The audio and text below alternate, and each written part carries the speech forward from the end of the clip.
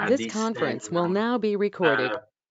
Is being organized by the Retrace project. The Retrace project is an ITN project. ITN stands for Innovative Training Networks, and it is a project funded by the European Commission Marie Curie Skłodowska actions.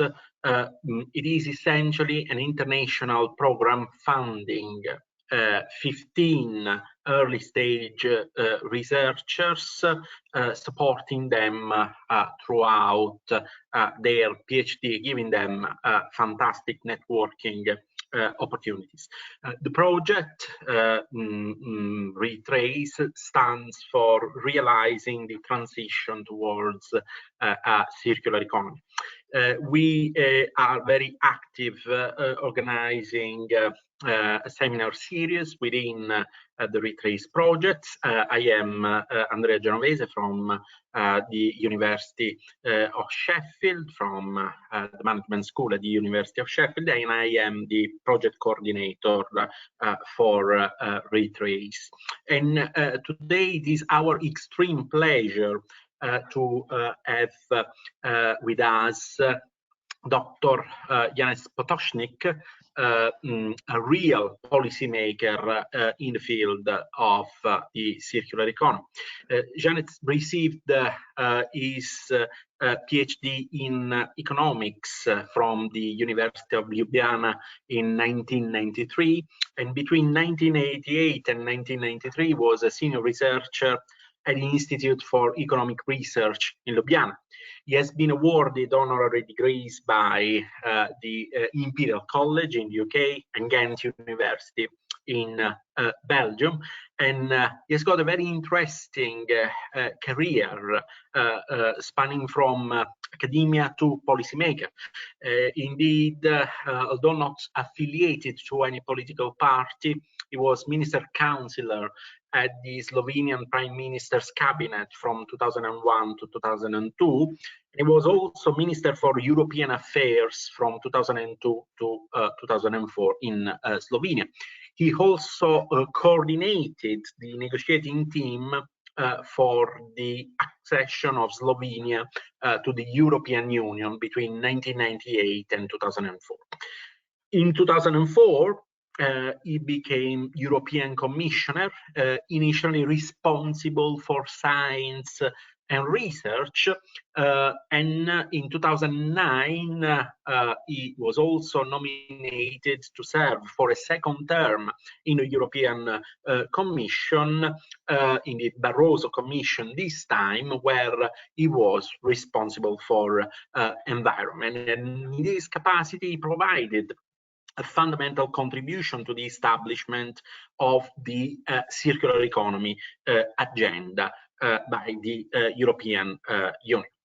In November 2014, after the end of his second term at the European Commission, he became the co-chair of the International Resource Panel, a forum of scientists and experts working on natural resources management.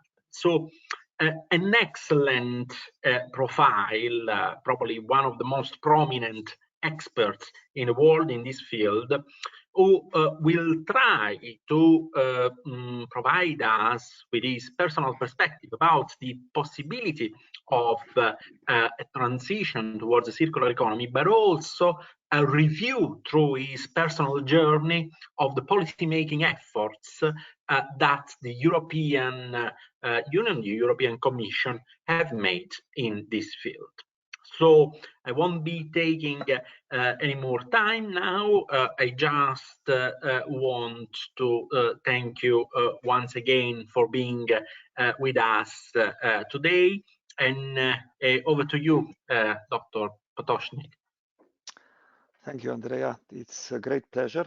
I will now try to start sharing the screen, and then we will go slowly one by one through the presentation. I would just ask you if you confirm if you are seeing the things. Yes, we can. Excellent. You can. Okay. Just a second. I just have to get rid of this. then get rid of this, and finally run this one, which I hope. Okay, now I think we are in. So I was actually asked to share with you the personal perspective, as it was already explained, of everything which was done in the context of the circular economy, from the political beginning of the circular economy idea to the very moment in which we are currently living. To be frank, I was never doing that till now. I will try not to bore you, but it will last some time that we go through the whole logic and presentation. I could not start with something else than first pointing on the reasons of the importance of the resource management, which actually starts with the situation in which we are currently stuck when it comes to the world. And probably it's the best way to start if you are a policymaker, and that's one of the experiences which you learn pretty quickly, is that people are strange, like it was said by Van Morrison this is one of the titles of the Doors song. We all want changes, but we don't want to change. So you hear many times the sentence, which is basically in theory in support, but when it comes to practical steps, one gets pretty quickly stuck. But let me start the story in my home country, Slovenia, with a quote from the most famous Slovenian. It was just before the COVID outbreak. Slavoj Žižek is our philosopher. He said it's clear that we are approaching the ecological and digital apocalypse, but we should not lose nerves. And he was continuing in his own way, quoting even somebody more known, Mao Zedong, everything under heaven, it's in utter chaos. The situation is excellent. So let us look what are the ingredients of this utter chaos, which are basically driving us that we are so seriously engaged now in rethinking our future, in particular the future of our economy.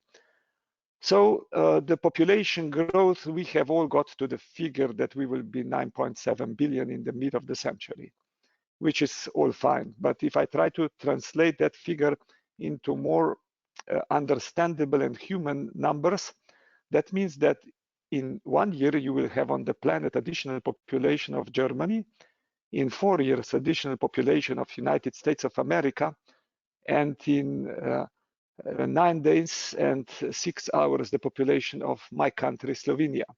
So everything is happening really fast, and by the way, all that growth is happening in the least developed part of the world, which rightly has the same aspiration to live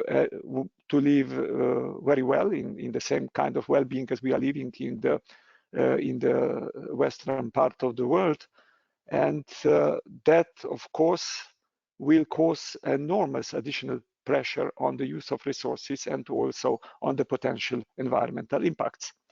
The world's richest 1% has more than twice as much wealth, 6.9 billion people, and the 22 richest men have more wealth than all 326 million women in Africa, which is telling you a lot. We throw away 1/3 of the food we produce, which is not only 1/3 of the food, it's 1/3 of the land, 1/3 of the pesticides, 1/3 of the water, energy, human power which we use for producing that. More than half of the cities which are expected to exist in 2050 still needs to be built. China has just in 3 years, 11-13, used more cement than United States of America in the whole 20th century. Climate change experts are warning us that emissions need to be halved by 2030 if we want to limit warming to 1.5 degrees Celsius, which is pretty much already out of our reach.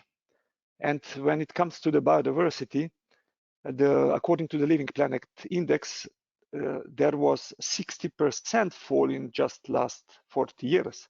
And according to the IPBES report, biomass of the mammals living in the nature has been reduced in recent decades for 82%. 1 million of plastic bottles are bought every minute. We recycle less than 10%, and practically 80% it's still ending in environment. And finally, we all see what are the consequences of COVID, which has forced us, the whole world population and economy, in the lockdown. So this is a taste of the 21st century. The thing we should remember and understand very well, and I think it's something which is really important for all of us, is for the first time in the human history, we face the emergence of a single tightly coupled human socio-ecological system of planetary scope. So we are so interconnected and interdependent than we were never. We are actually the first generation being on that level of connectivity, which means that our individual and also collective responsibility has enormously increased. The Club of Rome has nicely explained that we have moved from so-called empty world, which was dominated by nature, to the full world, which is dominated by humans. In the empty world, it was the labor and infrastructure which were the limiting factors of human well-being, while in the full world, there are natural resources and environmental things which are the limiting factors of human well-being. So even if you talk about future economic development, you should understand that future economic development to a large extent depends on that, how we will treat natural resources and how we will treat also the environmental pressures. You have all learned about the safe operating space, the inner part, which is the donut from Kate, the inner part, which is talking about basic human needs, including minimal requirements of resource supply, which is actually enlarging, and the outer limit of the planetary boundaries, which of course which are there, and that's why the green donut is actually shrinking. That's the safe and just space for humanity. And if we look to the planetary boundaries, we are seeing that some of them, like biodiversity loss, land conversion, nitrogen, phosphorus use, and climate change, are already pretty much beyond the boundaries of the safe operating space. Normally, when we look to those questions, we are approaching through the logic which you know pretty well. That's the DPSIR, driver's pressure, state impact and response. But when it comes to policy making, we are normally focusing rather on state and impact because it's very visible, than on the drivers and pressures, which are, if we focus on them, of course, we immediately come to humans, human activity and economics.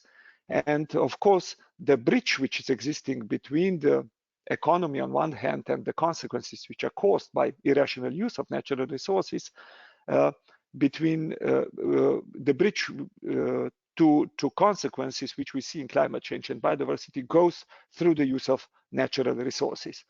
Why I'm explaining that? Because the policies are different if you understand that you have to address actually the drivers and pressures. Because if you don't address the drivers and pressures, you will in reality never solve the problems. So if we go to the drivers and pressures, so to the humans and human activity, it's essential that we ask ourselves what is wrong, what goes wrong in our economy. And maybe the easiest and best that could be explained by this Inclusive Wealth Index, which is a kind of GDP plus. This was published by UN in 2018, and it's touching the years 92, 2014, so a bit more than 20 years. And Inclusive Wealth Index has three components. One is production component, which is this dotted gray line. So production capital per capita has actually almost doubled in these last 20 years, which are recorded here. And if you compare it to the dotted line, which is below, to non-dotted gray line below, which is actually GDP per capita, you see that production capital is practically in a way synonym and growing in the same path than the GDP. The second is human capital per capita, which is blue dotted line, which was in this period more or less standing still. So it has increased for 8%. And finally, there is a natural capital per capita, the green dotted line, which decreased in the same period for almost 40%. So what is that telling us if we simplify a bit? That the growth of GDP in the past decades has been actually achieved at the cost of depleting the natural capital.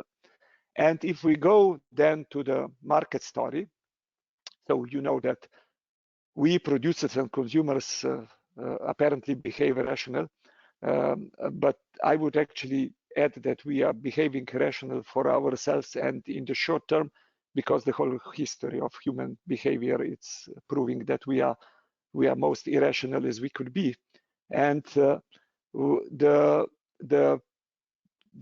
essential component in our behavior are, of course, incentive signals, which we are getting on the market, which are basically deciding then on the quantities which are used. So if we combine it with the previous slide, then we can actually conclude that production capital is overvalued and over-rewarded, that human capital is undervalued and under-rewarded, and that unfortunately natural capital is not valued at all in many cases. Which means that if somebody expects that from those signals which we are sending on the market, we will reach economic, social, and environmental balance, he or she is terribly mistaken and should wake up. And it will never, never change until we essentially change the signals which we are sending on the markets. European Environment Agency a few years ago published this slide, this scheme, which is basically saying that the economic system should be the function of the ecosystem. And the major problem which is linked to that are actually environmental externalities. These are the costs which are actually existing, but we deny them. We do not record them. In a way, we are privatizing the profits and socializing the costs, which goes to the essence of the economic problem which we have created. This leads me now to closer to the things which we want to discuss today. So to the resource story. So you all know that resources are providing the foundation for the goods, services, infrastructure that make up our current socioeconomic systems. And in the Global Outlook report, which we have released in International Resource Panel a few years ago, we have touched up the biomass, the metals, fossil fuels, and non-metallic minerals, a bit less the water and land, which are of course also natural resources. But I will share with you just few essential outcomes of the report which we have created. First, when we have looked to the use of natural resources, of these four which I mentioned in the last 50 years, we found out that global resource use has more than tripled since 1970. That global material demand per capita has almost doubled, which means that the majority of that tripling is actually connected with economic growth and less with the growth of population. And finally, which is the most interesting, is that material productivity, which is a measure through which we are, that's the black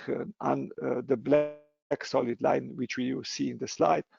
The material productivity is actually the measure through which we try to show how much has the efficiency of the use of materials comparing to the unit of GDP being improved. It is improving in all the countries, but on the global level, material productivity has from the year 2000 actually started to fall, and it is now stands still in the last years. What does that mean? It means that there was a serious structural change of the production. So things which were before the year 2000 produced in resource efficient countries like Japan, Europe, or the United States are now produced in less resource efficient countries like, I don't know, Indonesia, China, India. And this shift has on the global level actually caused that we are using more materials per the unit of GDP for our quality of life. We have also measured, analyzed the environmental impacts in the value chain in the resource extraction and processing phase, so not in the consumption phase. And we have found out that 90% of global biodiversity loss and water stress are connected to that. So if I translate you that to a bit more policy human language, it means that if you want to address the biodiversity loss, which is land use related, and water stress, you have to focus on the biomass. Biomass actually means that you have to focus on the economic areas of agriculture and forestry, predominantly on agriculture. So we will never be able to solve the biodiversity and water stress issues without really connecting the issues to the agriculture story. Then 50% of the global climate change impacts have been also recognized, that they are born in the resource extraction and processing phase, and even 1/3 of the air pollution health impacts, which means, for example, if you buy a car and you park a car for the whole life, so because we are not including also the consumption phase, you have already, without using the car, caused 1/3 of the air pollution, because car needs to be produced, resources needs to be extracted. This was leading us to so-called decoupling concept, which means, of course, humanity has to evolve, and we have to esteem for having higher well-being. The real question there is actually how we measure and how we express, and it is clear that GDP, it's not the right thing, the right compass for our behavior and economic decisions only. But it is important that the well-being which we are creating or the growth of economic activity are decoupled from the resource use, and both are decoupled from environmental impacts which we are creating. Because if simply it's the question of physics, if we don't do that, we will hit the wall, and then we will be forced to go in different direction. Which is nicely now bringing me to the real question which I was supposed to address today, that is the development of the circular economy idea. I just wanted to explain you the logic which is behind, which is leading us to the circular economy. Why? Because circular economy is actually an instrument for delivering decoupling. It's an instrument for delivering decoupling of economic growth from resource use and environmental impacts. And I actually understand it also as kind of a part of the bigger picture of this economic, societal, and cultural transformation, which is needed also if we want to deliver the Sustainable Development Goals. The circular economy idea, it's not new. It goes a few decades back. One of the authors, it's my good friend and great man, Walter Stachel, which I have heard very nicely explaining in one sentence what linear economy is. Circular economy is. Linear economy is like a river, and circular economy is like a lake. And but there were various reasons why the circular economy didn't emerge before as a kind of policy imperative. One of the reasons was also that in practice it was relatively difficult to be introduced, and with digitalization a lot of things are much easier.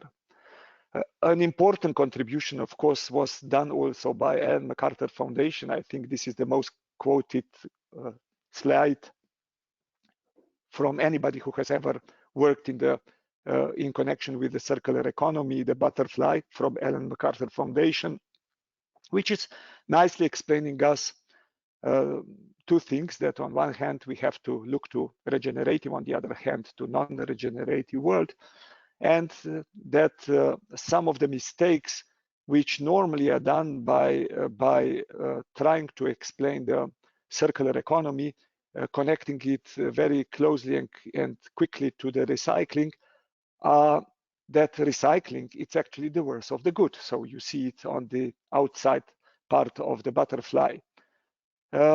So in one sense, a circular economy, it's actually an economic system in which you try to keep natural resources in production and consumption as long as possible, and to keep their value as high as possible, because this is an essential condition if you want that the economics work, and economics has to work because we are living in market economies. But let me now go to the birth of the circular economy on the European Union level. As you have heard, I have actually joined the Commission at 2004, but in the second mandate, Barroso has decided that he will split the climate and the rest of environment. I think that was actually not bad at all, because a lot of attention in Barroso I Commission was simply going only to the climate. And with that split, and Connie Hedegaard was responsible for climate, I was responsible for environment. With that split, we were actually forced in the environmental area, allowed and forced to think of what are other important things on which we should focus. And one of the decisions which we took is also that, and this was a really intentional decision at the beginning of the mandate, that we will try to bring the efficiency of the use of the resources more in the center of our policy, which would mean that we would connect the economic and environmental policy to the largest possible extent, because we understood that this is the real problem, that the things in the environmental area are not moving ahead. If you are the Minister for Environment or Commissioner, your problem is that you are responsible for the results, while the majority of the tools are in the hands of your colleagues. And if you don't make good connections with other areas, you will simply fail in delivering your targets. So that leads us to the story which started with a roadmap to a resource-efficient Europe in 2011. The main aim was to identify ways to increase resource productivity, achieve decoupling of economic growth from resource use and environmental impacts. It provided orientation in terms of policy strategy to transform Europe, Europe's economy in a resource-efficient economy by 2050. It has defined milestones for 2020 to track progress towards this vision. And the roadmap specifically pointed to areas that have significant potential in terms of improving resource efficiency, and also practical ways to unlock that potential. Market and other barriers, such as inconsistency between policies, were also identified, and economy-wide measures to move towards resource-efficient economy were also addressed. So, in parallel, which was extremely important, we established also a European resource efficiency platform. So that was why it was important, because this was a tool through which we have created the ownership for the idea of resource efficiency. This was a high-level advisory group with the mandate to provide policy guidance on the transition to a more resource-efficient economy. A manifesto and a set of short-term, medium-term, and long-term recommendations were published, which were reflecting the work undertaken by the platform. And this was actually the most important input later on when we switched to the circular economy idea. These were the members of the platform. I'm putting that on the slide because I would just like that you understand how important in any kind of policy creation is that you have the right people which create the ownership of the idea. By the way, if I would not have that group, we would, I will explain it later, we would never really have today circular economy as it is on our agenda. 4 colleagues from the Commission, 4 commissioners, 4 really essential members of European Parliament from different political groups. All 4 are from different political groups. Then 4 ministers from Denmark, Germany, Italy, and Estonia. Then Simon Epton from OECD and Achim Steiner from UNEP, which you know well, from UNIDOM, Mr. Leong. Then it was the head of the Committee of Regions representing the interests of the regions. Then the next black part are all CAOs or in other way business-related people, really important, including Paul Polman, Ian Cheshire, and I could continue. Then civil society, EEB, European Environment Bureau, and Friends of Earth. And then it was a head of trade unions of European Union, head of consumers of European Union, and finally there were representatives also of academia or different kind of independent thinkers like Paul Ekins, Johan Rockstrom, Ellen MacArthur, Günther Pauli, which I'm pretty sure you all know. So these are today, they were essential, and of course each of them was working through the Sherpas. So we were meeting in person once per year, but the Sherpas were working pretty regularly. In 2013, interestingly, we have also established a resource efficiency finance roundtable. I don't have time to go into detail of that conclusions, but people are simply forgetting that finance roundtable, sustainable roundtable was established again in my mandate. It was not established in the mandate later on when the idea was repeated, and it was quite efficient and also led to some important conclusions by the Commission. But this is leading me to July 2014, where we have adopted Europe communication towards a circular economy, a zero waste program for Europe. That was the first circular economy program for Europe. Actually, we have abused the idea. We were forced to do that year the review of the waste legislation. And we abused that idea to turn the logic which was presently there, that the waste is a problem, to the logic that the waste could be an important resource and an important economy ingredient. So the key elements of this circular economy package were boosting recycling and preventing the loss of materials from economy, creating jobs and economic growth, showing how new business models, eco-design, industrial symbiosis can have the EU economy can move the EU economy towards zero waste, and reducing greenhouse emissions and environmental impacts. Key measures, we have actually reviewed all the targets, and I will not go into detail of the targets, but maybe I will just mention also that other initiatives to promote circular economy related to sustainable bidding, green employment, and green action for SMEs were also included. So this is schematically what was part of the circular economy communication. So I was not the only author. There were 4 other commissioners who joined me in that endeavor. So responsible for employment, responsible for food, and you can see that also the food impact assessment was done there. So I was trying to put already at that time on the table of food waste program, which unfortunately it was ready, but I didn't succeed to politically push it through. But you can see that in the middle, it was actually the waste story, where we have created the new targets. And then around that, there were the things which were ready in my hands or in the hands of the colleagues.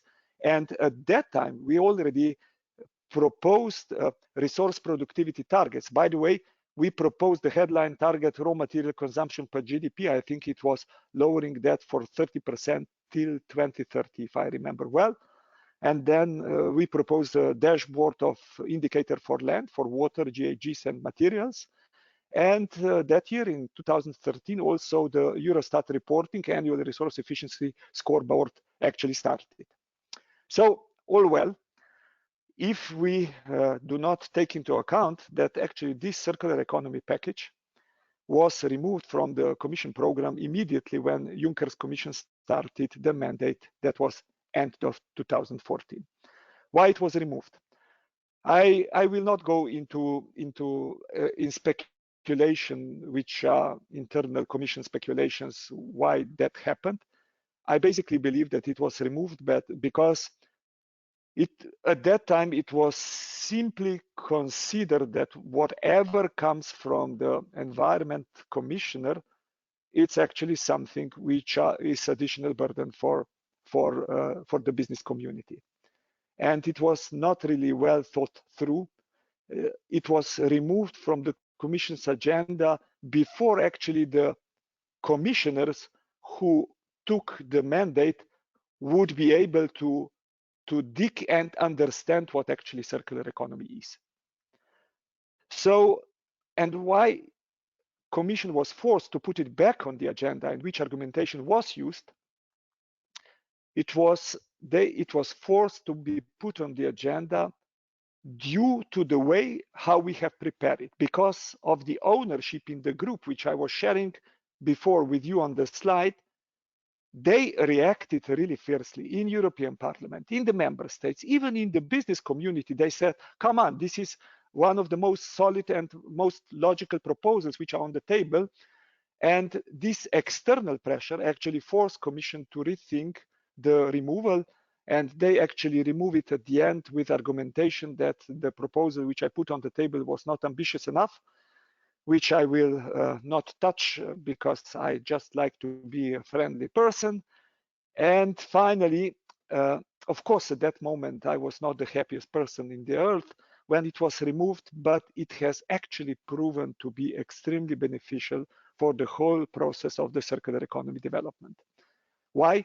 Because this removal created a serious debate about the importance, logic of the circular economy. And year was extremely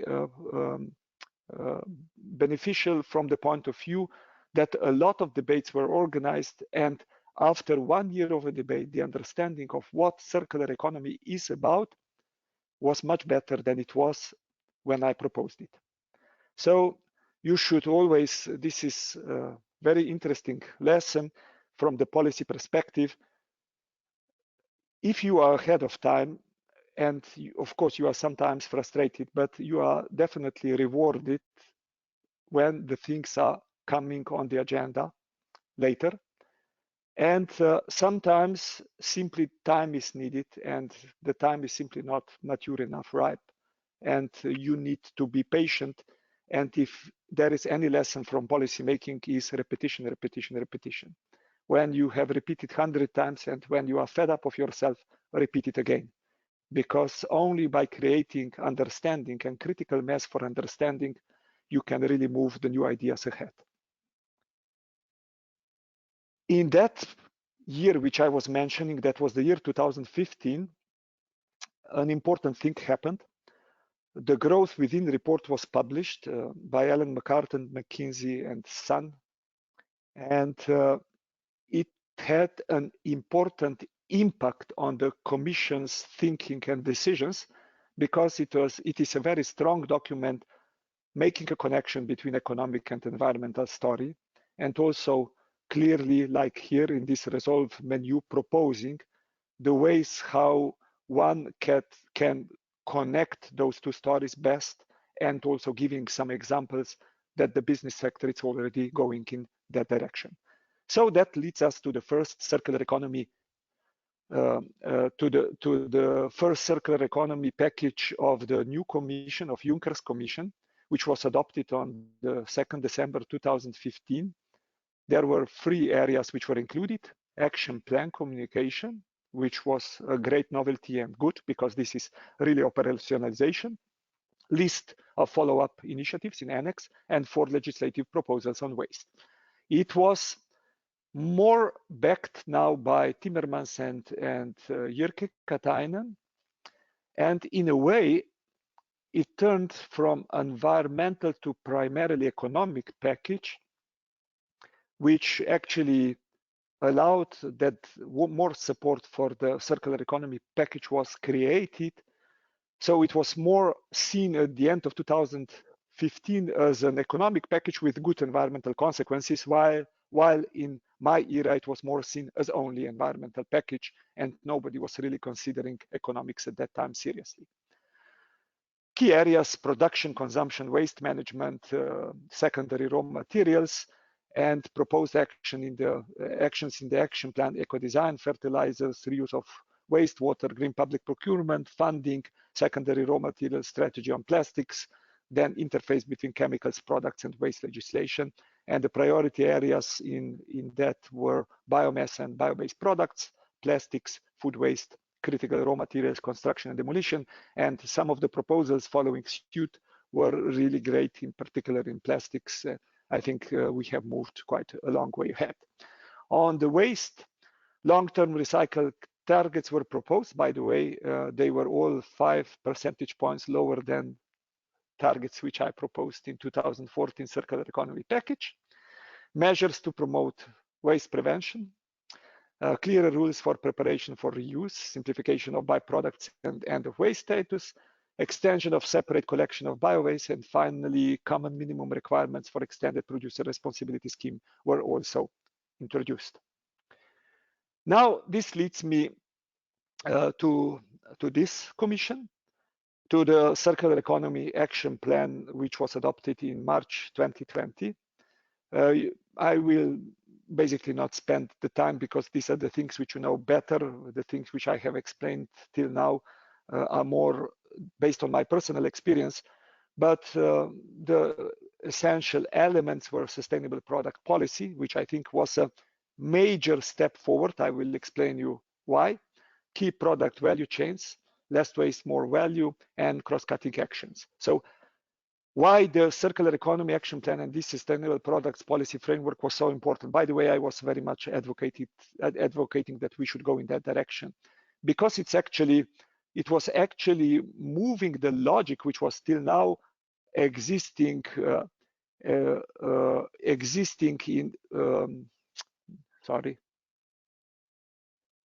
which was still now existing in Commission around the waste logic, also in DG Environment. It moved it practically to the area of products. Waste logic is end of pipe logic, while the life cycle logic is actually the product logic. What still the Circular Economy Action Plan 2020 it's missing, and I will discuss that later on. It's more system-wise approach and better connection between the areas. The thing where I am still critical is that they have decided that they will go in the product policy legislative initiative through the widening of eco-design directive. I think this is simply cumbersome and it's spending a lot of time, while the thing would be nicely if we would actually top up the waste framework directive with a product framework directive or legislation, whatever, which would address from waste hierarchy to product hierarchy, which would address the product value rotation system, end of product status, producer ownership concept, design for sustainability requirements, public procurement requirements, product passports, and registration for market access. And I can continue these essential things which are around the product. I think we would do the right step ahead. But many of those things, by the way, are happening, but more in the scattered way. And it would be definitely much faster if we would use that shortcut of simply implementing the waste hierarchy in a way that we focus more on to reduce, because till now the focus was more on recycling, recovering, repairing, and reducing was not enough and is still enough in our attention. Circular economy, it's extremely important also as a potential for fighting climate change. Currently, major climate policy, the things are changing, to be honest, but the Paris Agreement, it's actually about carbon management and energy. And so about supply side solution, while the whole part, which is demand side solution orientated, so the things which I'm explaining, decoupling, circular economy, land, water, energy, materials, it's actually still very much missing, as also to a large extent also the ecosystem services and environmental things as solutions. So only if we will combine supply side solutions, demand side solutions, and nature-based solutions, we can effectively tackle the climate change. And the part which is connected to the resources, it's slowly getting more attention. According to material economics, but we have done nice examples also in the IRP. We have just 2 days ago presented a very good webinar on importance in the building sector, on the opportunities in the buildings and mobility sector. but I'm quoting here from material economics because it's simpler and easier. They have calculated that if you move from linear to circular economy just with 4 materials, steel, plastic, aluminum, cement, you can basically reduce the CO2 emissions there for 56%. Or the real problem, which is in the mobility system, it's not switching combustion engine car one-to-one to the electric car and everything is fine. No, the real problem is that we are using a lot of natural resources for the cars which are basically not used. Typical European car, according to this was from Ellen MacArthur report, is parked for 92% of the time. 1.6% is looking for parking, 1% is sitting in congestion, and only 5% we are driving it. And even when we are driving it, it's only 1.5 per person in the car, which is a 5-seater, which means that the utility of the typical European car is 2%. And if we would move from this owing to sharing logic to this vision, we can save up to 70% of the CO2 emissions, even the total cost of ownership for even more, and of course also externalities and cost to society for approximately the same figure. Where I would advise that the future focus of our attention should actually go, where I see that it's not yet enough. So one important thing is better connecting product with producer with his product.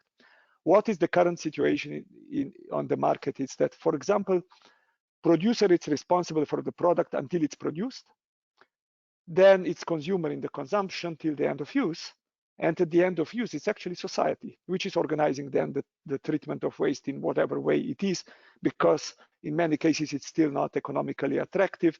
So producer is not at all interested how he or she designs the product or how the business model is designed to save the resources, because he's actually not paying for that. And we have seen that one of the major problems today of the economic system, it's exactly that they are not really paying for the reason that they are destroying the natural resources. So if we would better connect, so just imagine that the producer would get the product at the end of the use cycle back on their courtyard, then I can guarantee you that design, the business models would be totally different. That we would rethink the ownership differently, that we would retain the value in the products in different way, so that we would better align incentives with regulation. There are a lot is happening in that field, and it's actually extended producer responsibility, but understood in a much broader and deeper way than we are currently using in practice. The second, underutilization, it's linked to the consumers. So we don't need cars, we need mobility, we don't need light bulbs, we need light, we don't need chairs, we need to sit, we don't need refrigerators, we need chilled and healthy food, we don't need CDs, we want to listen to the music, by the way, that has already happened in practice.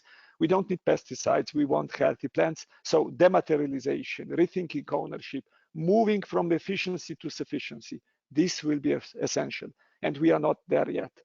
And when we will start to discuss sufficiency concepts, so how to deliver human needs but use less resources, which is actually the decoupling, and decoupling is obviously also linked to the logic of sufficiency, then we will be on the right way to really solve some of the issues which we are today dealing with. What is the real problem? The problem, of course, the consumer preference is to own products like houses, cars, refrigerators, clothes, and so on, which are driving consumption in a massive lock-in and underutilization. But on the other hand, when we look to the solutions, I think the best is looking to the opportunity that the young generation has really less ownership biased constraints like my generation, and to provide, of course, consumers with alternative options, which I was talking about already before. One interesting example so that you understand what logic is still missing if we want to align incentives with regulation better. When it comes, for example, to use of pesticides in agriculture, Currently, in many cases, we are still doing it if 5% of the plants are ill, we throw pesticides all across the field few times, and that's the way how we provide a solution. Precision farming, it's already a known instrument, and of course it's very valuable because it's limiting the use of the pesticides only to the plants which are ill. But in that kind of approach, the producers are still incentivized that they sell as much of the pesticides to consumer as possible. But imagine if they would provide to the consumer a service, so that they would not sell the pesticide, but rather the service of protecting 1 hectare of land against the pests. So the pesticides would become their costs, not their profits. And I think this is the type of thinking which is the true circular economy thinking at the end of the day. Retaining the value is the last thing which I would like to mention in that context. This is a case which is few years old, but I think it's nicely telling the story. It is connected to the Swedish material system and the case of plastics. Official statistics on plastic waste recycling in Sweden is 53%. But if we look to the value end of use of plastic each year, which is 10 billion Swedish crowns, then we see that from incineration, from energy value, new plastic value, how much it's coming, and the actual value is 1.3, which means that the value retained is actually 13%. And while we are proudly showing the official figures of 53, the economic system, it's actually run by this 13%, which means that there are no real economic incentives that the system would really evolve by itself on markets. So that's more or less but of course, European Green Deal, which is a major shift in our policy making, it's a new growth strategy, it's actually very much based on the circular economy. You know the Commission priorities, so I will not go into detail into that. And I will just like that you understand that when we say European Green Deal, we don't say the communication which was adopted in end of the year 2019. We talk about the documents which were after that as an implementation adopted and are still are existing and are still coming. The general orientation is a new growth strategy. So for the first time on that level, Commission was actually saying that economic and environmental goals are not in contradiction. On the contrary, our economic growth and our economic competitiveness in the future depends on the way how we will treat environment, and in that context also natural resources.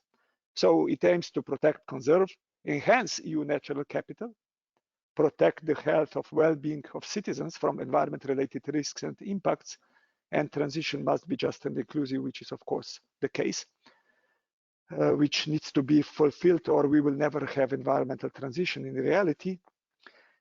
It is also an integral part of circular economy of Commission strategy to implement international agreements. And as I mentioned, it is based on the circular economy.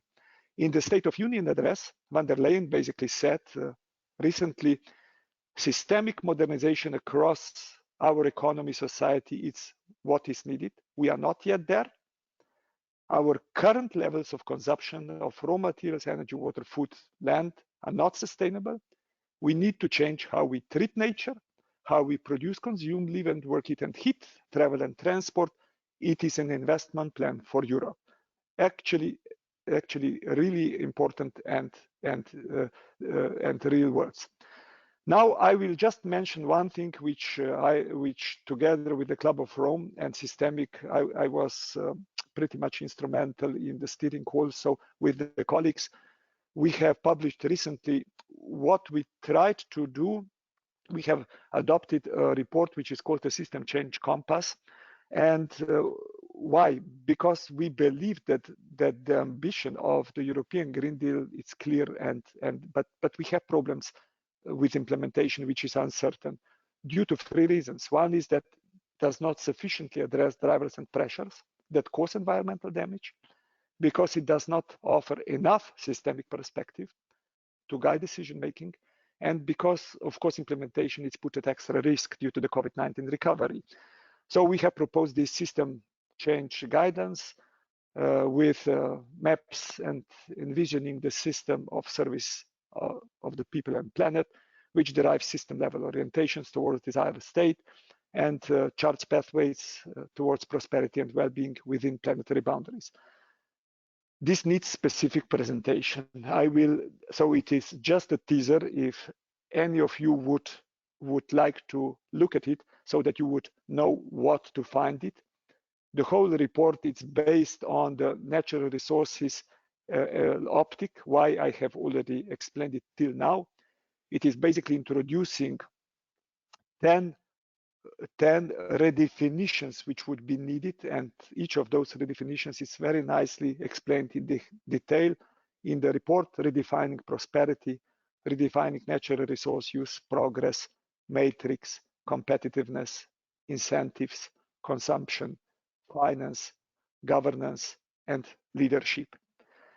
It's then putting this theoretical concept together with policy measures which we have suggested, 30 of them, which are linked to these 10 new orientations. It is linking them to economic ecosystems, and we have very simplified the economic ecosystems, 4 which are related to resource-intensive human needs. Why?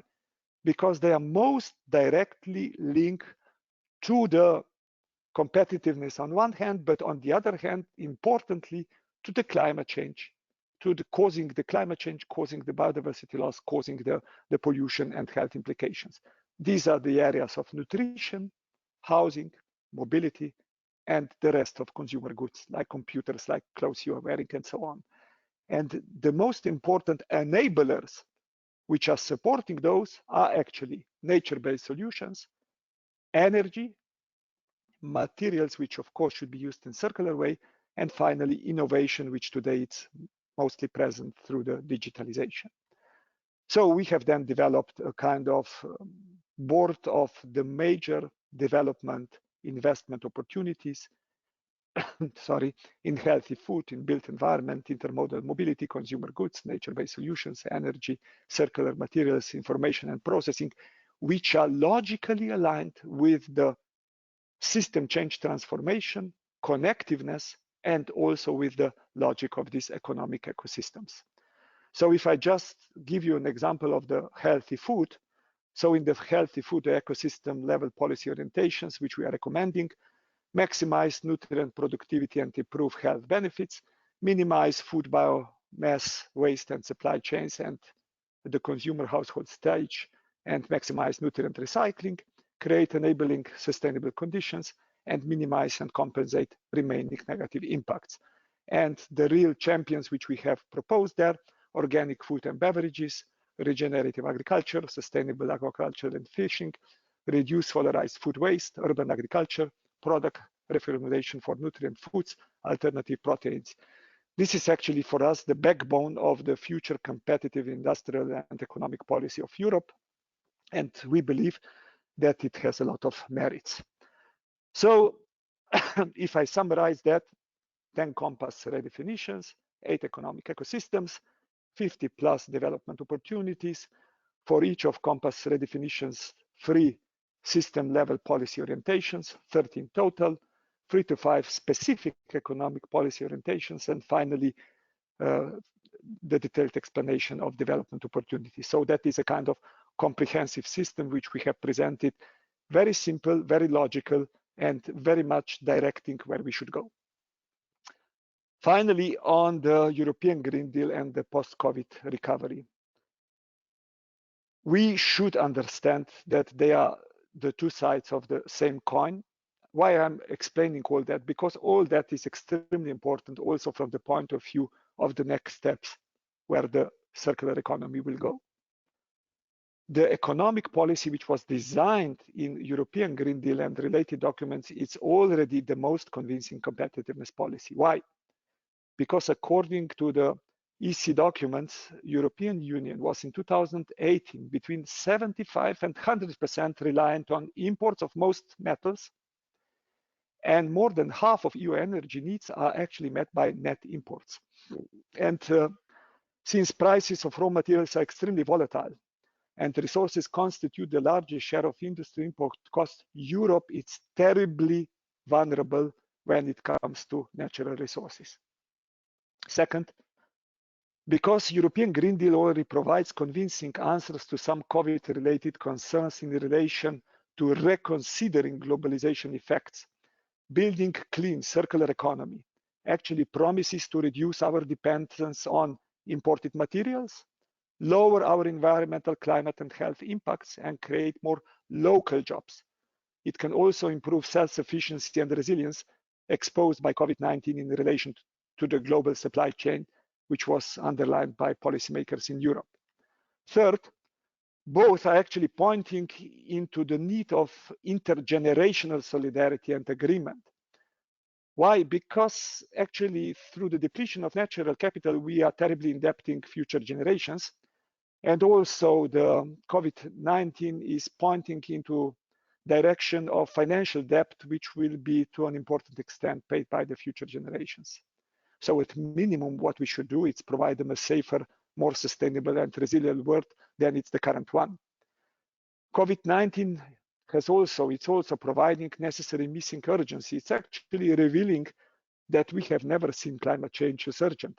Because when we see the things urgent, like we see the COVID-19, we are determined by putting the forces together and putting the money on the table. And finally, both COVID-19 and EGG are requiring a new approach to governance, so in particularly at the global level. So there has never been a better moment for Europe to move from the history of resource-driven imperialism into an era of responsible use of natural resources, mitigating its resource fragility and strengthening preparedness and resilience. This would clearly position European Green Deal and give it a real historic and strategic weight. There is importance of European leadership. Europe, it's not only a blue with yellow stars, it's a rainbow. It's blue for freedom and democracy. It's red for social values. It's green for the protection of the environment. It's yellow for the culture. And while we can hardly picture Europe as the center of the world, we should all do everything that Europe would remain the center of the dreams of the people of the world. And circular economy could help us connect people and also interest on the global level. So we need more circularity even when it comes to governance. We need more cooperation. We need sharing sovereignty instead of owing sovereignty. And of course, Europe is important to that. To conclude, from knowing we have to go to applying and from willing to doing. Transition to a more sustainable economy and society, it's unavoidable. And humans are supposed to be intelligent. It's high time to prove it, and we have to fix a broken compass. Will it be easy? When asked if the mankind, why the mankind was so intelligent to discover the atom, but so stupid to use it in a way how it was used in the history, Albert Einstein replied, "This is simple, my friend. It's because politics is more difficult than physics." And unfortunately, the circular economy, it's the story of physics. So we are, with our behavior, breaching physical laws, and we are denying that they are existing. And this will certainly not end up well. Johann Wolfgang Goethe said, like I said it at the beginning, knowing it's not enough, we must apply, and willing is not enough, we must do. Circular economy, and these are the last two slides, is not a new concept. It's actually the oldest concept on the earth. Nature, it's a bioeconomy, which is organized on the principles of the circular economy. Nothing is lost, everything has its purpose. It makes sense to embrace it and finally start to behave accordingly. In essence, we have to answer only one question. Do we agree that humans are part of nature too? And if somebody still has the problem with that, then I think I would advise him to look to the very wise man, the Belgian detective Hercule Poirot. I'm using him because I'm currently situated in Belgium. When he was one asked why he's speaking about himself always in the third person, he replied something like that: if one is such a genius like me, it is very important to establish a healthy distance to himself. So, my dear friends, I think as humanity, if we really believe that we are the most intelligent that we are the most intelligent living beings, then it is essential that we take the responsibility which we bear and that we establish a healthy distance to ourselves and responsibility and really take the responsibility which we have to the rest of the world. So thank you for your attention. That will be all. I know I was a bit long, but I hope you have now a good overview of the story. Well, thank you very much to Dr. Potočnik. It has been a truly fascinating presentation, and I am sure this will trigger many questions from our early stage researchers, from the Retrace network, but from the wider audience we have here as well. I've noted down a couple of questions myself, but I would like to give everybody the possibility to ask questions. So I ask people to write in the chat not the question, but just their name to make sure I can see who is interested in asking questions, and then I'll call you and you can pose the question themselves. So let's start with Miguel Rodriguez from Vigo, Spain. Hi everybody. Thank you very much for your presentation. I have I don't know if it is a question or just a comment. At the beginning of your presentation, you were talking about resource productivity, material productivity, and in this project we have talked quite a lot about this issue, about the problem of using resource productivity as a proxy for efficiency in order to define targets for policies regarding circular economy, climate change, and so on. And the problem with that is that resource productivity measures are mostly driven by the increase in labor productivity, increasing capital intensity. Most of the cases has nothing to do with the evolution of efficiency and the use of resources, let's say materials, water, and energy.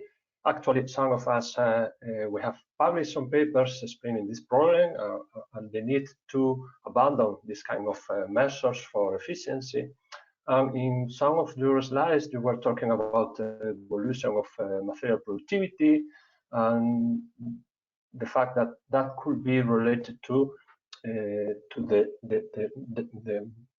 change of the center of gravity of economic growth in the world, in the global world, from the Atlantic North Sea area to the southeast, essentially around China.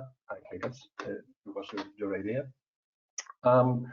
The reduction of material productivity was related to the fact that in China or Southeast Asia, things are less efficient with the use of resources. But from my point of view, I think that the problem is that in China, what we can see from the beginning of the 2000s is that there is indeed a change on the center of gravity of economic growth, very much related to the internationalization of global value chains for production of manufacturing goods.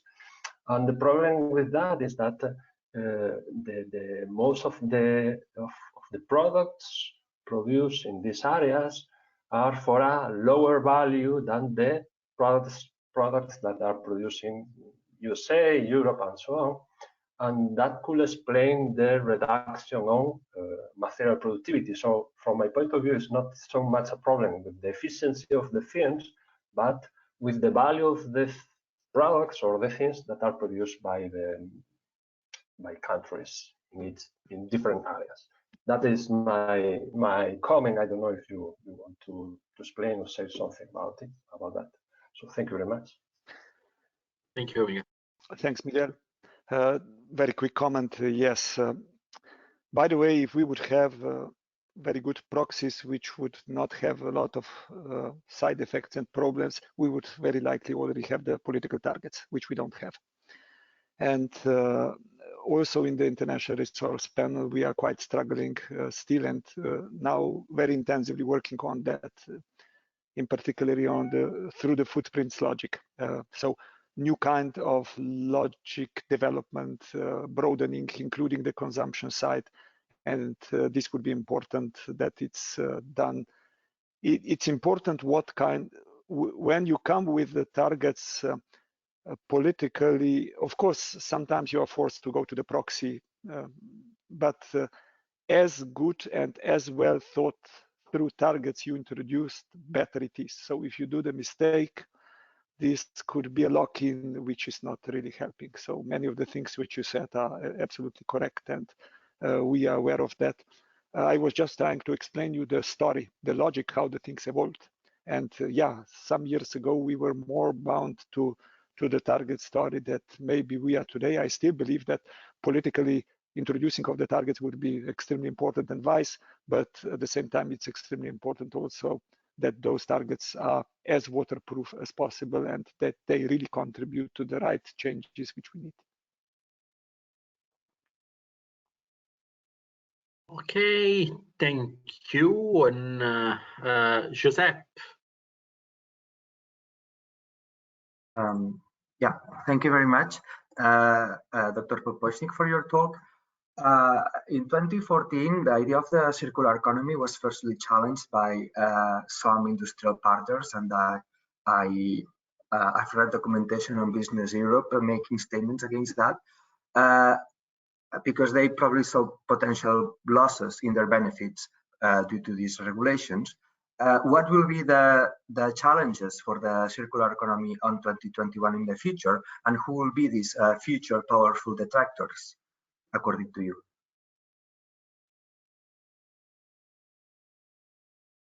Indeed, as you said, and I was quite precise that if you want to change the world, you have to be with ideas ahead of time. Actually, those things would be important already at that moment, but you need a critical mass that the things are actually, that they would actually happen.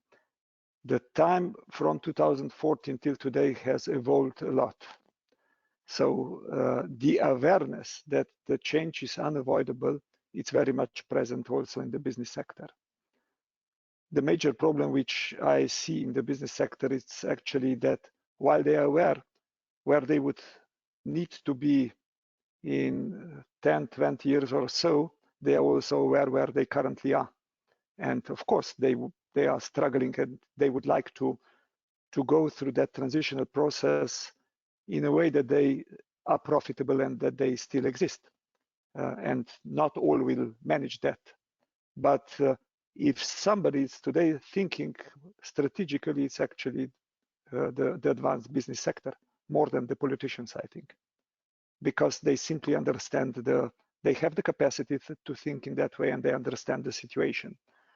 That doesn't mean that I have actually removed the slide, which is saying which are 5 major obstacles which I see that the things are not happening faster. I basically believe that the core problem is in consumerism and in the economy, which is quantity driven.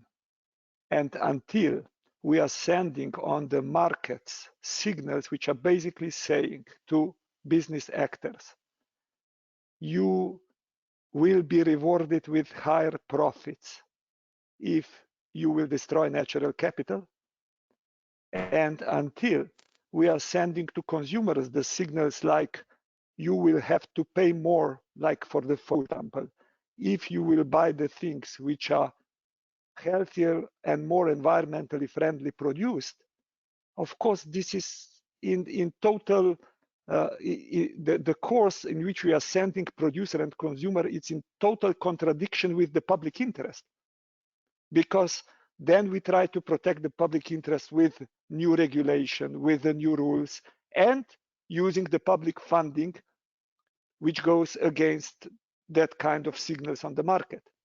What we do in essence creates a lot of confusion on the markets, a lot of lobbying, a lot of bad will, and a lot of the questions like you ask. So who will be the one who will be against? Because yeah, that's the situation which I have simplified a bit, of course, but if you don't simplify it, people don't understand what is actually happening. And I firmly believe that this is the problem, that the problem are the signals which we are sending on the markets. I've had an interesting debate yesterday. Two colleagues, I will not mention, but there were two questions which I've got. The first question was, yeah, but if we want, so we will use less fossil fuels, so more other materials will need to be used, for example, in the context of the cars. And that means that a lot of those materials are actually imported from the countries which don't have high environmental standards like we do, because basically this is not stimulated also by the costs which are included in the extraction industry, correct? But then the second one, which was following, was basically saying, and he was coming from chemical industry, from the European country, was saying, yeah, we have a problem, you know, the governments are trying to increase our taxes and so on. Come on. So we see on the outside, we see it in one way, on the inside, we see it in different ways. So that simply doesn't work, you know. And it's simply important that we try to show that we are. First, you have to be very honest and clear with the messages.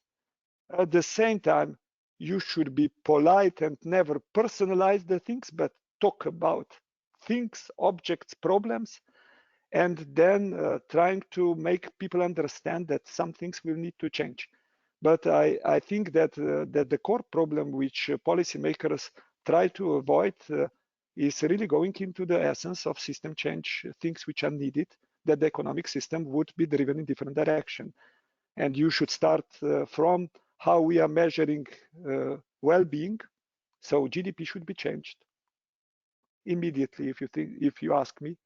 How we measure the success of the companies should be changed, because it's actually not a success which is measured with economic and social security and sustainability in mind. So these are the things which are wrong. And then if the signals there are wrong, then everything, all the dominoes are falling one after another, and you have a problem. So that's why the system change compass, which I mentioned at the end, and I really advise you to read the first, because we are really brutally clearly asking which are the redefinitions which we would need to reach from redefining prosperity.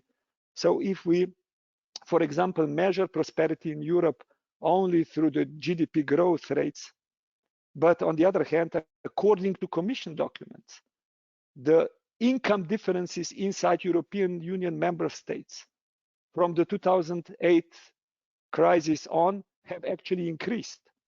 And the access to basic services have actually worsened for the people who are worse off. Then tell me, what is the purpose of economic growth? So I can't simply accept the fact that through the simplification which we are doing, and policymakers by definition are all using the GDP growth. By the way, if you would ask them what is actually included in GDP, I would be ready to bet that 90% of them don't know. But these are the things which are currently driving our behavior and our political decisions too, unfortunately. Thank you very much, Dr. Potočnik. And yeah, I think many in the audience share these views that you have been expressing. There are a few more questions, so let's turn to Florian. Oh, can you hear me? Yes. Yes. Perfect. So I have a short question to the circular economy concepts on company level. You have a broad experience in your research right now and in your daily work. What do you expect or experience on company basis are the biggest barriers or tensions to implement such a concept? Are they arguing, yeah, there are no policy or no instruments to support these circular economy concepts, or is this more a problem of, yeah, there are no structures there, we have no financial inputs, it's not, the customer don't want it? Where are you see the biggest issues to improve it? Like, is there only the regulatory framework? Are the customers, as you display, the problem, or is it on a producer level more the problem? Where do you experience the biggest issue right now where we should discuss?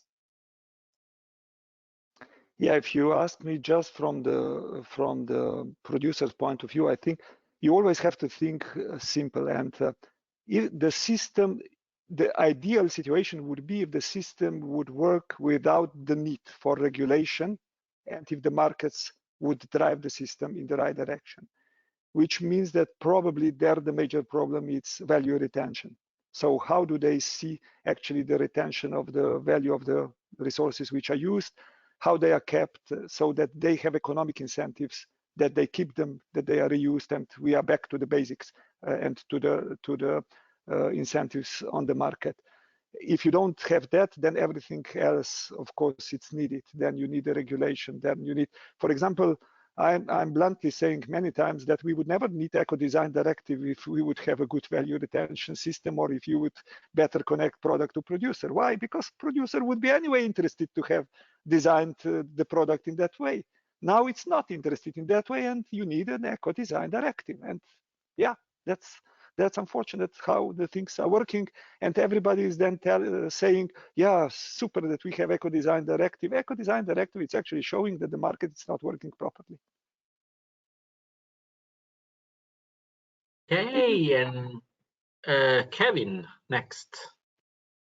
Yes, I wanted to ask about, you showed that you could reduce a lot more if you do more sharing and product sharing, and if you have less ownership of products. But are you not afraid it will give more power to companies? Because if consumers, they don't own products as much anymore, then they're always dependent on the companies that provide the service. For example, with car sharing, Uber is quite predatory. They often start with low prices until they completely dominate the mobility market in a region.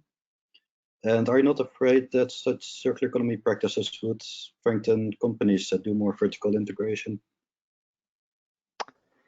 Kevin, the answer is yes, I am afraid. And each good idea which is simple, clear, and logical has a lot of buts behind.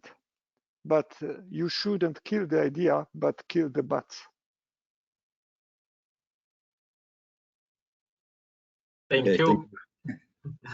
Excellent short answer. Akis next. Thank you, Doctor, for your presentation. Circular economy is based on the retention options of reduce, reuse, and recycle. However, the prevalent view of the concept envisions a system where the production of surpluses is legitimized by the ability of just recycling them. Don't you think that EU should focus on the retention options of reduce and reuse rather than just trying to close the loop through energy recovery or the recycling of waste? Thank you. Yes, as I mentioned, I do believe that recycling is the worst of the good. It's useful, but a lot of the attention in the past was too much given to the lower part of the hierarchy pyramid of the waste hierarchy. So reduce was never really part of our true policy attention, and I think that more attention would need to go to that. And recycling, it's used because it's relatively simple, because it's relatively understandable, and because it's relatively well accepted. And I have nothing against that policies, and they should absolutely continue. But always when you recycle, materials have already been used. And many of those you can avoid to use. And I think it's essential really not to approach to the consumer with a dominant thinking that you should limit his implementation of the needs, but rather how to fulfill those needs in a different way. I gave you a few of the examples. The most typical, which is easy to understand, is light or light bulbs. If you are selling to a consumer light bulbs, actually we have the problems with light bulbs, if we are honest, because when you have to replace it, you have a problem. When you have whatever it's linked to that, and when you have to put it in a bin, you just know that it's not the black bin, but you don't know exactly where you can displace it. So it would be in a way easier if there would be somebody else taking care for replacements and providing you simply a service. But what would be really essential, it's for the producer, because if producer is selling you the light bulbs, it's his profit. It's made on the number of light bulbs which he or she is selling you. But if it's made on the light, they are incentivized to make a light bulb which lasts practically your life. And I'm pretty sure it's easy to do that if they are just incentivized, which of course it's much less use of resources. And at the end, you as a consumer are actually better off. So nothing is wrong with that kind of things and concepts, which, as mentioned before by Kevin, of course, have a lot of side questions, and which you have to address. For example, also with the ownership, I'm absolutely aware that touching the question of the ownership, it's one of the essential things. But if we just look to the, I don't know, to the buildings sector. I'm coming from a country, from a small village where practically half of the houses today are empty, old, because people have moved from there. And of course, like all of us, we are not building houses for ourselves, because our philosophy, or at least our generation philosophy, was we have to provide also our children with the possibility that they would stay with us, and so on. So a lot of those houses are simply not used, and a lot of that is to a large extent also connected with the ownership story. So it's these are the things which, unfortunately, and it's interesting. Nobody really likes to talk about that, but when we have done in the International Resource Panel the recent study, the major saving of energy, of resources, of everything would come with limiting the space in which we are living, and also with, of course, less individual standing houses, but connected houses. But these are, of course, not entirely the things which we like to hear, because we all prefer our own luxury of living, and some of the things will be, some of the things, like it or not, I think we will be at the end forced to think through, because alternative answers, which are linked also to the population management or else, are less attractive. Thank you. Thank you. Thank you. A couple more questions. We have a little bit of time. Dimitris. Hello. Thank you for your presentation. It was very insightful and exciting for me personally.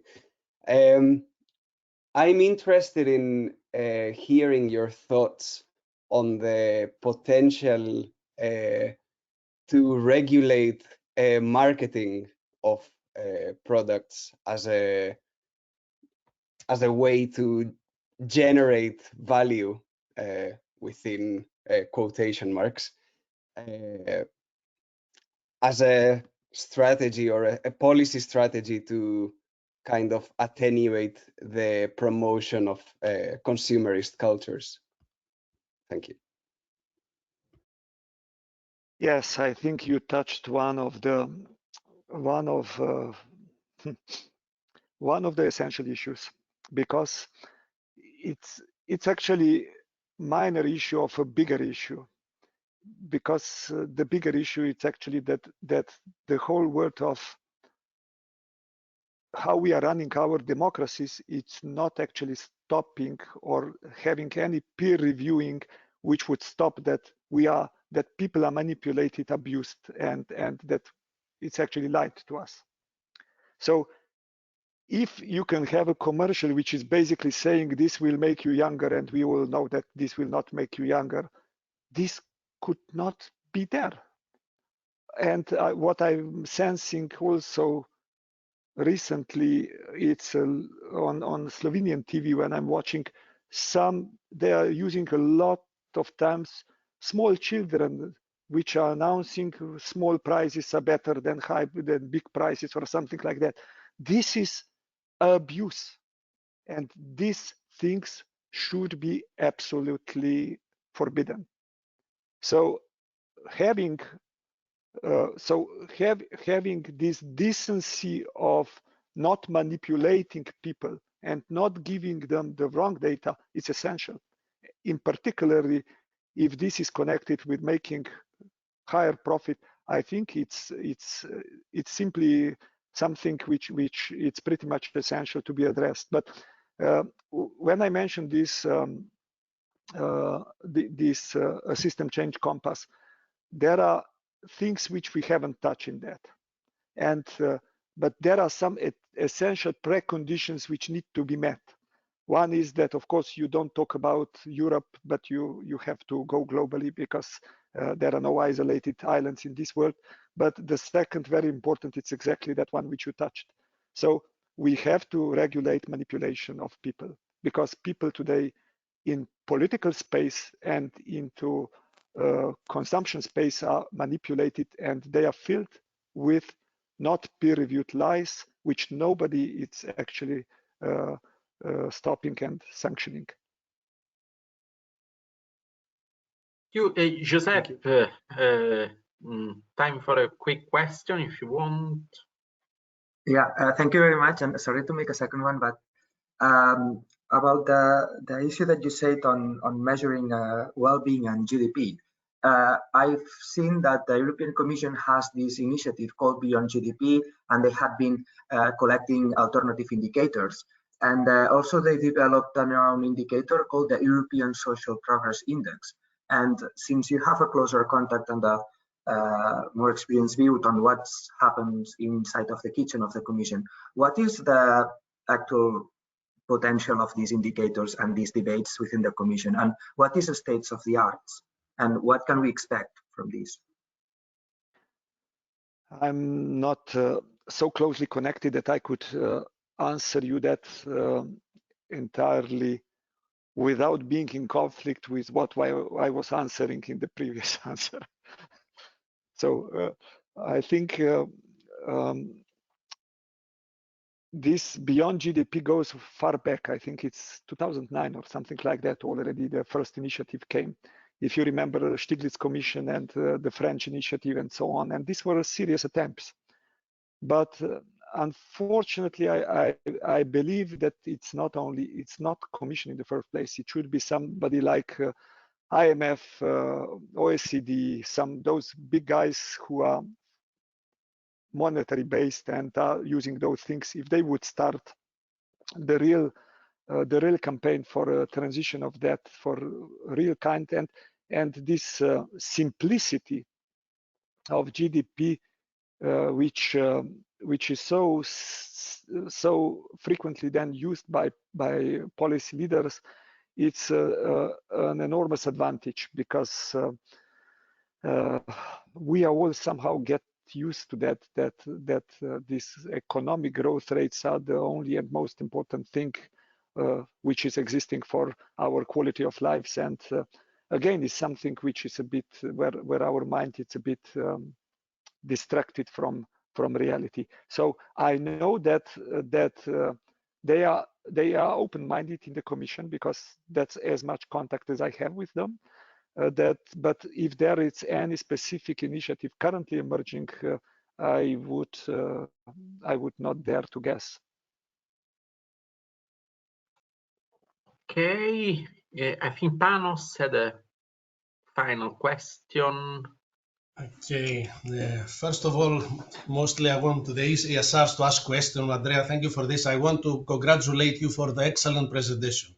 Actually, it was something that was theoretical, but you had very good practical things that I think this is what we need in my view. I'm a very optimistic person, but also being in EU, since you criticize it, I can say Lisbon agenda, Europe 2020, now the Green Deal and so on. Usually we promise things to the society, and we are not, as you know, now that you finished your career there, that 30% only we cover. So this is something that, and you know why, because you explain countries like I'm from Greece, Slovenia, because of the economic growth were not so strong like Germany and so on. There is no way we can follow up all these things on circular economy and all the other things that they come from the Commission. Now, my question very simply, if you will advise the Greek government or a region in North Macedonia, North Greece that I'm actually from, or in Slovenia, what you would tell them in order to make it happen? Because we know for countries like Germany, France, okay, or Scandinavian countries, okay, they could do it. But countries like Slovenia, Greece, Bulgaria, that I can say from a geographical region, imagine that they invite either the president or a regional person and say, okay, tell us what we should do, how we can create champions in order to do that. What you will advise them? I like to see that. Maybe I can pass your words and quote you to them because I'm talking to them. A bit difficult to quote me on that, but the first thing which I would do is starting slowly, steadily creating the ownership of the idea. Because if you don't have the understanding and the ownership, what does that mean? What are the benefits? Nothing actually moves. The lecture which I've got through the round table, that actually we have developed the idea 3-4 years there together, and you have seen who was all included in that. And I think that the countries would need to put such kind of instruments together where you put the core policymakers, the core MEPs, the core representatives of trade unions, the core representatives of academia, the core representatives of business sector, of course, of civil society. Sit them together, that they discuss those things and develop in a constructive atmosphere and walk the things through and identify more it's possible also in those countries than they sometimes. Panos, I think this is also a kind of a defense in our countries that we say we are less developed, that's why blah blah we have the problem. No, we can do more things, but it is indeed the level of understanding which we need to sometimes build, create, and for those things they don't happen magically. You need building, you need work, you need people who work on that, which means that in the first place you need to establish the right governance structures. So that would be my advice. Create governance structures which would build that ideas and which would slowly then actually make the field possible that it's embraced and it's developed. But concerning the optimism which you mentioned, that's an eternal advice which I always give. Remain optimist, because optimists live longer and much better. Thank you very much. Thank you. Okay, thank you very much. I have a very final question, Dr. Potočnik, and it's about the management of the transition. I really liked your example with the pesticides, moving away from the idea of selling a product to the idea of providing the service of spreading the exact quantities of pesticides. In this way, basically what was previously sold as a product becomes a cost for the company which is providing the service, and so the production in a way needs to be minimized. What needs to be maximized is the protection that we sell to farmers. Another positive example that I can cite from the EU recently is the ban on single-use plastics, which is a very positive initiative. However, the risk that I see is that in this effort to servitize products, getting rid of polluting things, polluting products, the jobs implications could be massive. And I think, we need to retrain people working in polluting industries. How do we do this? I mean, should we have a sort of a basic income or a retraining allowance at a central level, at the EU level, to oversee the transition? I just wanted to know your perspective on this. Yeah, barely in the middle of one of the sentences, I have actually mentioned that I agree with you, Andrea, that at the end of the day, the environmental transition, which is the one which is actually driving us to the need of change, because in essence, that is the driver of the change today, will fly or fall on the social questions and employment questions. So I think it's essential that we better connect the environmental and social story. And you have said, I'm afraid that servitization will have huge job implications. I think we simply need to better calculate those things and predict them. And it is clear that this is an issue which needs to be parallelly addressed, or even before. We have seen a lot of examples where good policy measures were introduced on a bad way. France was a typical example, which we have seen some years ago. So if you, for example, introduce new environmental taxes, everybody will be against. But if you introduce at the same time higher environmental taxes and lower labor taxes, then you have the possibility of change. So everything needs to be very well thought through, having in mind that in the first place, people deserve decent conditions for life. And if you, of course, destroy these kind of conditions or put them in question, of course, you will never succeed. So I think it's an essential question indeed, and it's absolutely an area which I think will draw a lot of attention in the next years, because it has. By the way, when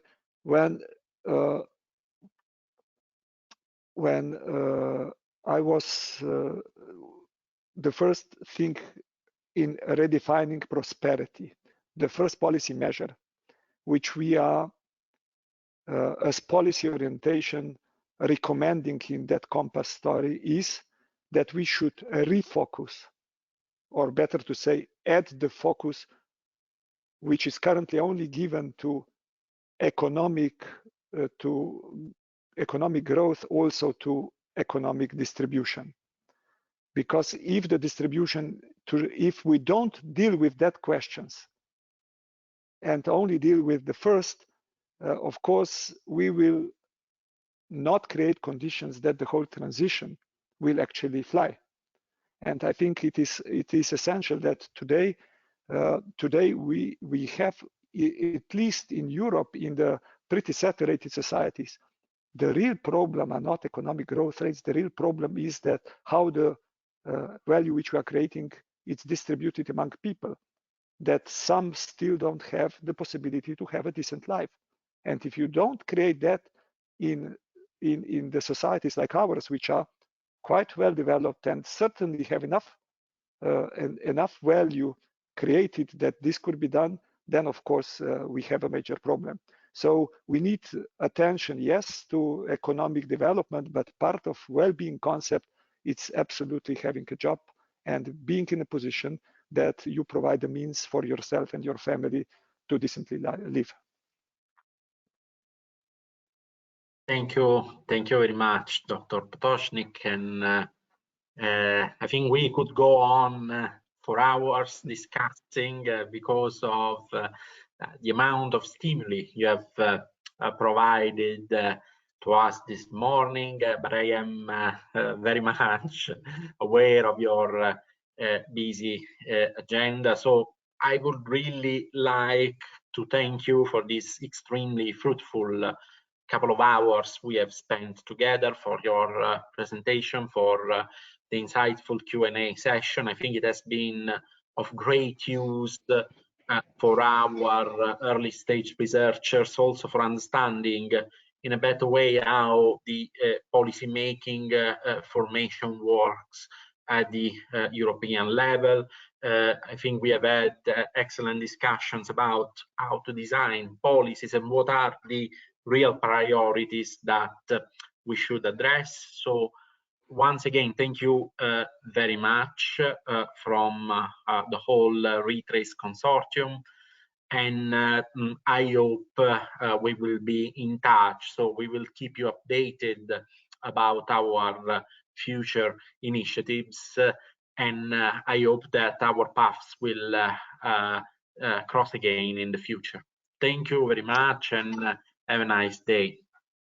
Thank you, Andrea. It was a pleasure to be with you all. And I sincerely hope that you will spread the circular economy idea also in the future. But it's more than that, as you know. Take care, all of you, and stay safe. Bye.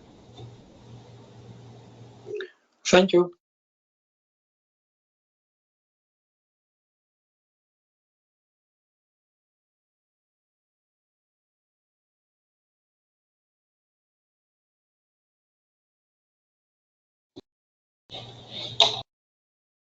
Andrea?